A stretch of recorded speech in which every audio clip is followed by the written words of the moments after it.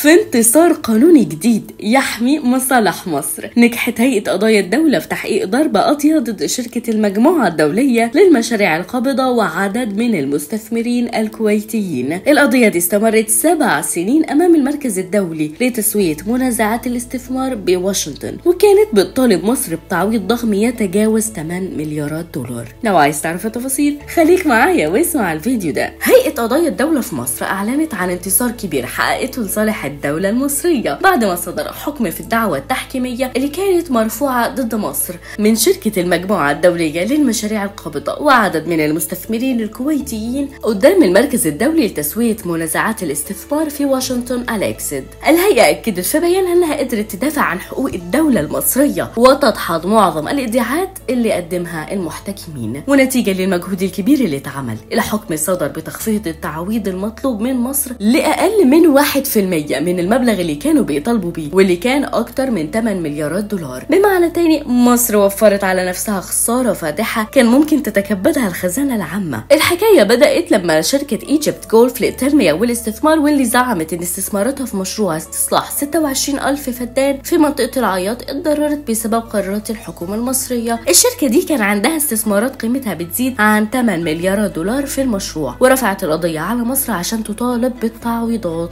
هيئة قضايا الدولة وضحت ان الحكم اكد ان قرارات الدولة المصرية كانت سليمة بنسبة 100%، وان تم التأكيد على صحة قرار فسخ التعاقد مع الشركة واسترداد الارض اللي مساحتها 26,000 فدان. القرار ده معناه ان الارض دي رجعت لحوزة الدولة المصرية، وده حكم دولي نهائي مفيش فيه اي رجعة. القضية دي استمرت حوالي 7 سنين وكانت مليانة تحديات وصعوبات كبيرة، والهيئة كانت بتمثل خط الدفاع الاول عن الدولة قدام مطالب المستثمرين. ورغم كل الضغوطات اللي كانت موجودة الهيئة قدرت تحقق نصر كبير وتحمي حقوق الدولة وممتلكاتها. الخلفية بتاعت القضية دي بترجع لسنة 2002 لما الحكومة المصرية وافقت في عهد الرئيس الأسبق محمد حسني مبارك على تمليك الأرض للشركة المصرية الكويتية للتنمية والاستثمار بسعر 200 جنيه للفدان، وده بغرض استصلاح الأرض للاستخدام الزراعي. المستثمرين الكويتيين كانوا بيمتلكوا 90% من الشركة، لكن الشركة خالفت شروط التعاقد وده أدى لفسخ العقد سنة 2011. الشركة حاولت الطعن على قرار الفسخ وقدرت تحصل على حكم لصالحها في الأول من محكمة القضاء الإداري، لكن هيئة قضايا الدولة ما سكتتش وقدمت طعن قدام المحكمة الإدارية العليا. وفي نوفمبر 2021 المحكمة الإدارية العليا ألغت الحكم الأولاني ورفضت دعوى الشركة، وده كان بمثابة صفعة قوية على مطالب الشركة. بالحكم ده الدولة قدرت تسترد الأرض اللي مساحتها 26,000 فدان في منطقة العياط، وتم التأكيد على أن قرار هيئة التعمير بفسخ التعاقد كان قرار سليم 100%، والشركة فعلا خلفت بنود التعاقد. اللي حصل ده يعتبر إنجاز كبير لهيئة قضايا الدولة اللي قدرت تحافظ على المال العام وتحمي ممتلكات الدولة من الضياع.